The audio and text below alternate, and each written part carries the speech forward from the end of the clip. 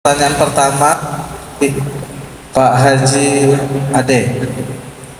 Ada dua pertanyaan, kita bacakan pertanyaan pertama terlebih dahulu. Apakah spesifiknya apakah kotoran ayam termasuk najis? Bismillahirrahmanirrahim. Assalamualaikum warahmatullahi wabarakatuh. Alhamdulillahi rabbil alamin. Wassalatu wassalamu ala ashrafil anbiya'i wal mursalin wa ala alihi wa ashabihi wattabi'ina lahum bi ihsanin ila yaumiddin, amma ba'd. Allahumma 'allimna ma yanfa'una wanfa'na bima 'allamtana innaka antal alimul hakim. Rabbana zidna ilma warzuqna fahma. Allahumma inna nas'aluka ilman nafi'a wa rizqan tayyiba wa amalan salihan mutaqabbala. Allahumma ja'alna mimman yastami'una al-qawla fayattabi'una ahsanah. Allahumma ja'alna birahmatika fi ibadika salihin. Bapak-bapak, ibu-ibu, kaum muslimin, kaum muslimat, jemaah Masjid Markas Islami Kabupaten Kampar yang dimuliakan Allah Subhanahu wa taala. Alhamdulillah, pada malam hari ini kita kembali duduk di masjid di rumah Allah ini untuk melanjutkan majelis ilmu kita, yang mana majelis ilmu kita ini adalah tanya jawab. Baik, kita menampung pertanyaan dari yang hadir di majelis dan juga lewat WA bagi para pendengar radio dan juga streaming Facebook Markas Islami. Baik, dari yang hadir sudah masuk beberapa pertanyaan. Pertama, yaitu mempertanyakan apa hukum kotoran ayam. Ya, Bapak Ibu sekalian, ini sebenarnya masalahnya adalah masalah najis atau tidak najis kotoran ayam. Jadi penanya menemui seorang jemaah yang bergelimang dengan kotoran ayam, tapi dia sholat juga. Padahal yang melihat, setahu dia yang namanya kotoran ayam adalah najis. Pertama sekali, inilah pentingnya kita supaya terus belajar. Karena dengan belajar itu wawasan kita semakin lapang, luas. Kemudian hati kita juga semakin lapang. Maka lapang, kadang-kadang lapang sempitnya hati itu tergantung kepada keluasan ilmu. Maka kalau kita kadang-kadang tidak luas ilmu, cenderung menyalahkan. Kalau ada orang nyalahin aja, itu berarti sempit aja itu dunia. Orang seperti ini obatnya satu, suruh belah. Jadi kalau ada serba nyalahin orang aja, panggil dia, belajar lagi lah kamu. Supaya jangan nyalahin. Mungkin yang dibacanya baru satu buku dibacanya. Itu mungkin dibacanya buku-buku yang lain, tapi dalam dirinya ada namanya penyakit fanatik buta, atau dia tidak tahu bagaimana cara menyikapi. Kadang-kadang pokoknya apa dikatakan gurunya itulah yang benar, selain itu salah. Jadi dalam masalah kotoran ayam ini adalah masalah fikih yang berhubungan dengan kotoran makhluk hidup. Ada hal-hal yang disepakati oleh ulama bahwa kotoran itu adalah hukumnya najis. Seperti apa? Seperti kotoran manusia. Itu kotoran manusia, tak ada ulama mengatakan itu bersih. Maka apabila badan kita, pakaian kita, tempat sholat kita dikenai oleh kotoran manusia, baik dalam bentuk berak atau kencing, maka wajib dibersihkan. Maka membawa itu dalam sholat, sepakat ulama mengatakan sholatnya tidak sah. Nih, kemudian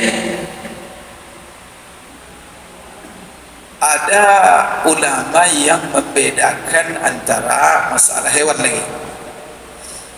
Kotoran hewan bagaimana? Kalau kotoran hewan itu ada ulama yang mengatakan seluruh kotoran hewan itu adalah najis. Dia tidak membedakan antara hewan yang halal dimakan dagingnya atau yang haram dimakan dagingnya. Nah, ini pokoknya semua hewan kotorannya haram. Maka seperti di sini mazhab Syafi'i, maka menurut mazhab Syafi'i seluruh yang namanya kotoran hewan itu najis.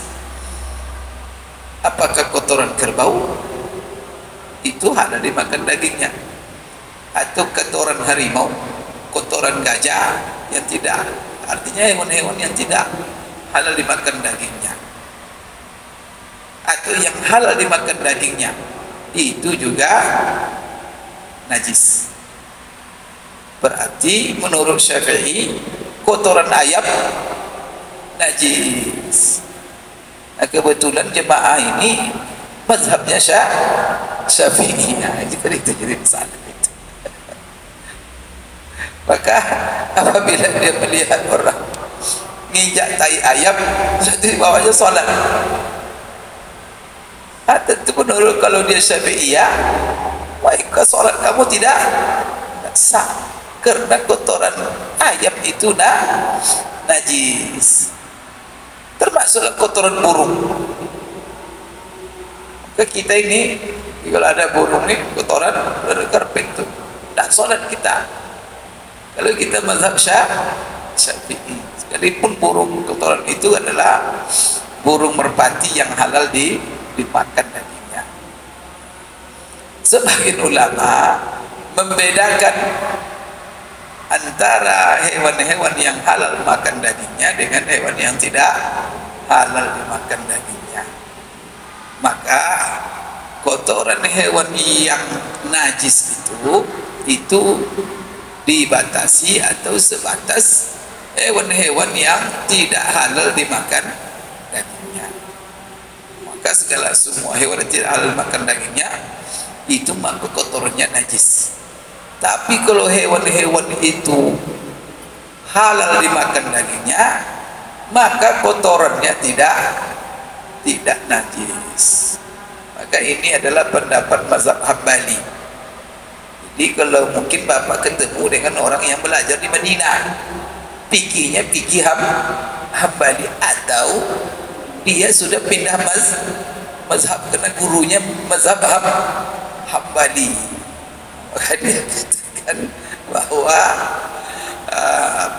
kotoran hewan yang halal makan dagingnya tidak najis.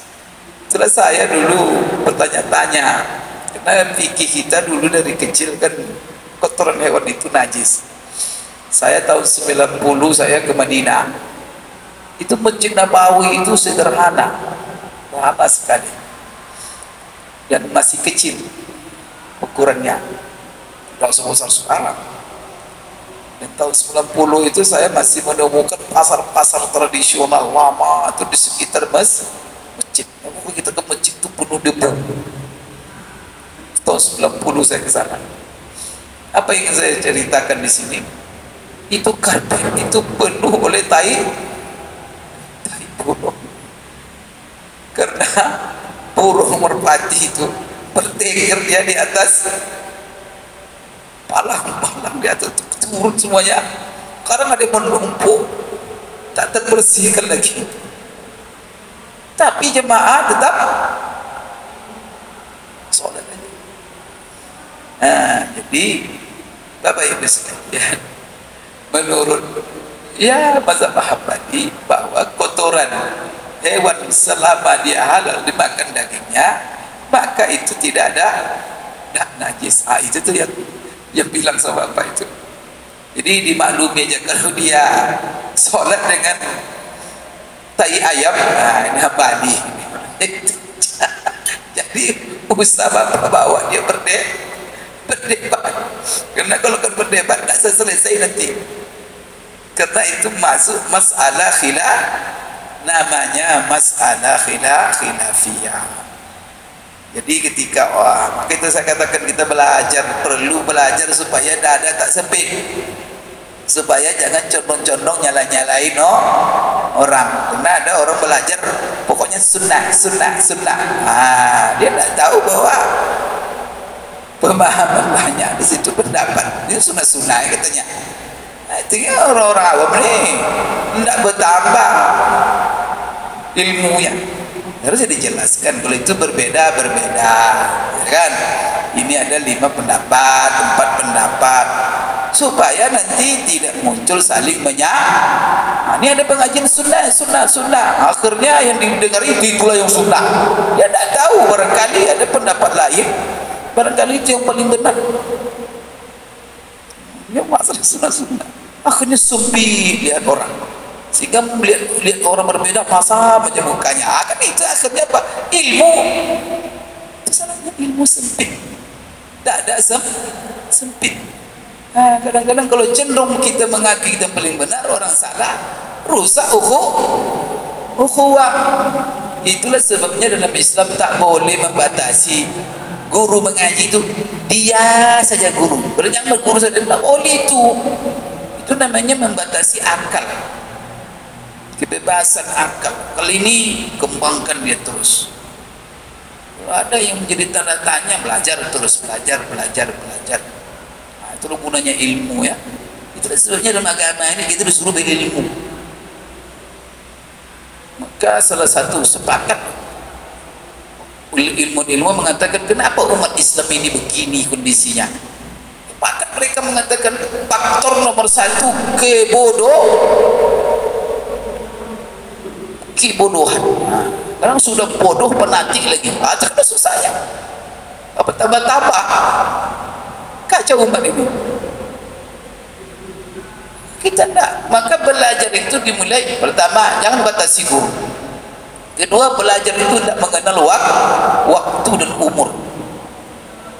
Belajar mulai dari lahir sampai keliang sampai mati.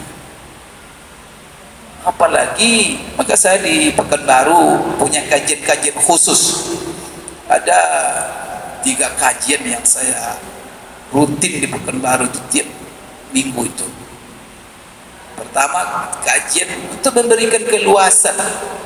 Saya sebenarnya pengen mengantisipasi supaya tidak terjadi fanatik yang membuat umat ini bergesek-gesek, yang seharusnya mereka tidak seperti itu. Nah, masalah itu tak bisa dielakkan.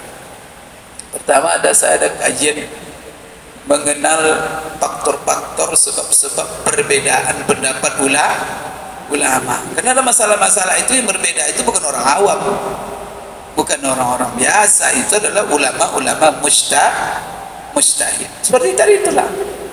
Imam Ahmad mengatakan begini, Imam Syafi'i mengatakan begini. Kadang Imam Abu Hanifah punya rincian pula, Imam Malik punya rincian pula. Kalau saya rinci itu nantilah kita jelaskan kotoran itu bagaimana secara rinci, bagaimana ijtihad mereka.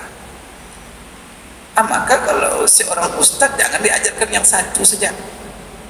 Kalau ada ustaz mengajarkan satu, kita yang menambah ilmu terus. Wah, kan tambah luas itu. Kalau sudah begini. Itu yang pertama. Yang kedua, saya ada kajian rutin untuk orang-orang awam juga, jemaah usul fikih. usul fikih ini, kalau perbedaan ulama tadi kenapa harus diajarkan, dibahas supaya umat tahu bahwa perbedaan mereka itu bukan hawa nafsu, bukan kepingin mereka berbeda gitu aja, enggak, tapi ada faktor-faktor ilmiah, yang mana faktor-faktor ilmiah ini itu yang membuka perbedaan itu sendiri yang tidak bisa dielakkan. Maka apa saja faktor-faktornya? Ya contoh umpamanya mereka berbeda, kenapa berbeda pendapatnya? Karena sudah berbeda di dalam menafsirkan. Dalilnya sama, kadang ayatnya sama, hadisnya sama, kok pendapatnya berbeda. Di mana letak perbedaannya? Oh, rupanya mereka berbeda menafsirkan. Kenapa berbeda menafsirkan? Karena memang ayat itu, hadis itu bisa menerima multi tafsir. Tidak bisa dikarang-karang, karena orang Arab kata itu digunakan untuk makna ini, kata itu digunakan untuk makna ini, sama. Maka seperti selalu saya contohkan, ulama mencontohkan ayat itu dan banyak contohnya, tapi yang simpel, wal mutallaqatu yatarabbasna bi anfusihinna salasata quru'. Wanita-wanita yang ditalak oleh suaminya hendaklah mereka menunggu masa iddah selama 3 quru'. Sekarang quru' ini apa maknanya? Quru' ini bahasa Arab. Allah dalam Quran menekankan Quran ini bahasa Arab. Apa maksud Allah menekankan ini bahasa Arab? Supaya kita memahami Quran dengan kaedah bahasa. Orang Arab menggunakan kata quru' ini bukan untuk satu makna. Quru' itu ada maknanya haid. Kalau orang Arab mengatakan quru' maksudnya haid.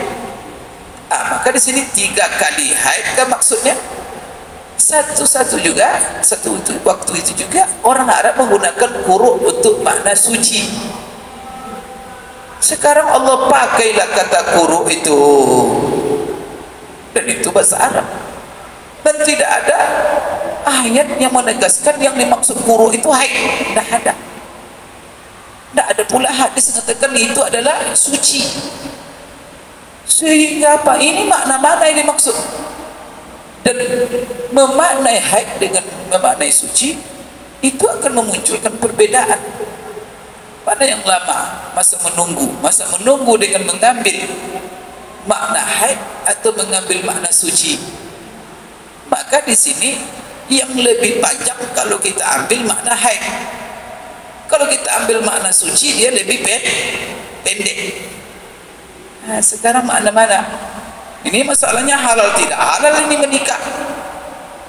Karena Pak wanita tadi kalau ditalak baru boleh menikah, dinikahkan kalau habis iddah. Sekarang menghitungnya 3 kali suci atau 3 kali haid. Itu gimana itu? Mau dipaksa 3 kali haid. Apa dasar kamu katanya? Saya punya dasar maksudnya suci. Maka Imam Syafi'i, kebanyakan ulama Imam Hambali juga, dan juga Maliki, itu maknanya adalah suci. Syafi'i dan Hambali, Imam Ahmad. Kalau Syafi'i mengatakan Syafi'i dengan Imam Ahmad, Imam Abu Hanifah ngotot tidak, itu maknanya haid. Itu gimana itu? Dia kalau ada mengatakan haid, maklumi aja. Oh, berarti kamu pengikut Imam Abu Hanifah, tidak perlu berantah. Oh, sunnah apa? Semuanya pakai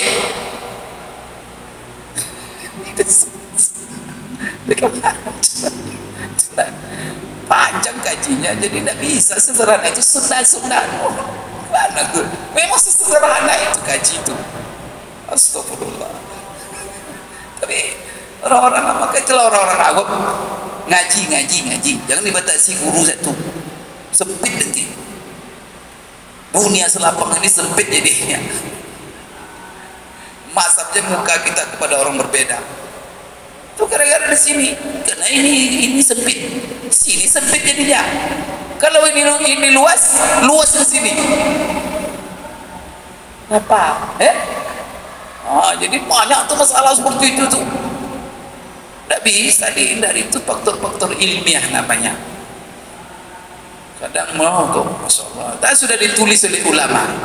Maka ada lebih kajian usul fikih. Usul fikih itu mempelajari kaedah-kaedah yang digunakan oleh ulama untuk menyimpulkan metode.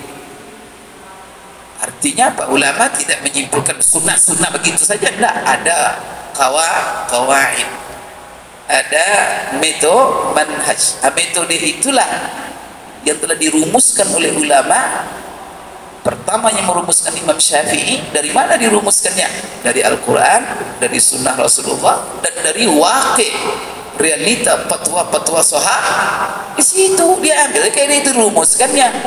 Kalau bertentangan ada orang sekarang, maka sekarang yang lebih parah saya lihat bid'ah orang sekarang, bid'ah dalam manhaj. Itu bid'ah paling bahaya. Lebih berbahaya dari bid'ah dalam furu'. Karena kalau dalam manhaj kacau agama dibuatnya. Jadi membuat kaedah-kaedah sendiri. Contoh, umpamanya maulid Nabi. Bagaimana kaedah istinbatnya? Dibuat Nabi dah. Dibuat sahabat dah.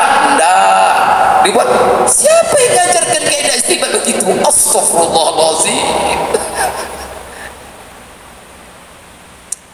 Dibuat apa nak?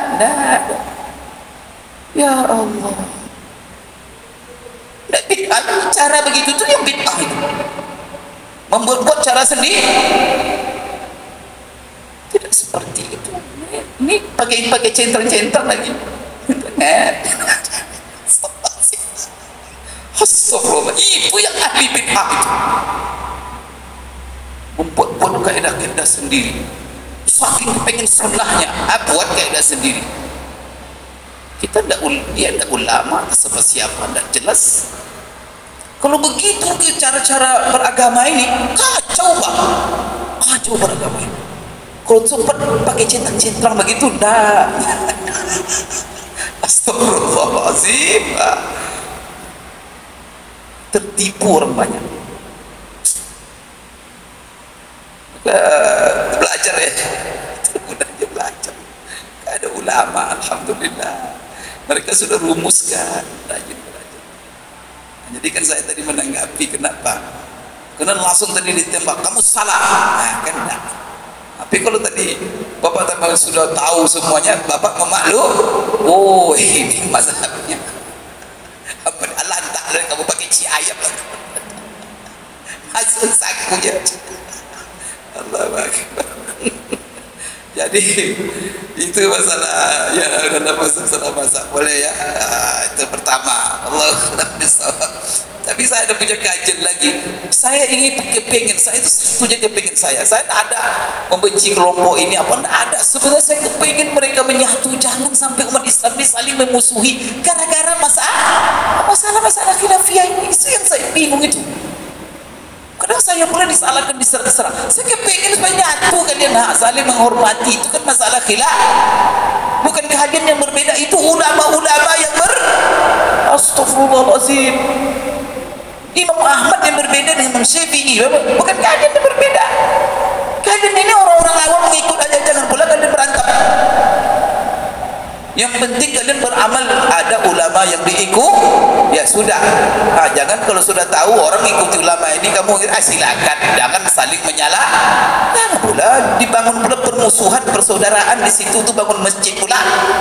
Dibangun masjid pula dia. Kemudian mau dakwah pula dia paling benar. Mau mengelompok sunnah. Ini kenapa juga? Ini yang kadang musibah Bapak Ibu ya. Saya kepingin menyatu umat ini, kan enak menyatu itu. Silakan. Semua ngaji, ya kan? Kalau ada yang salah jangan diikuti. Yang benar itu yang dia ambil. Yang baik ya kita ikuti ini silakan, tapi jangan ada permusuhan. Karena permusuhan gawat, itu setan nyuruh bermusuh. Kalau sudah bermusuh nanti itu tidak ada sunat-sunat, itu setan itu lagi kalau bermusuh-musuh itu. Apalagi yang dimusuhi orang yang sholat 5 waktu. Masya Allah, mungkin lebih hebat beribadah dari kita, mungkin hatinya lebih bersih dari kita, itu dimusuhi pula. Itu yang maka di sini perlu keluasan. Baik, Allahu a'lam bishawab.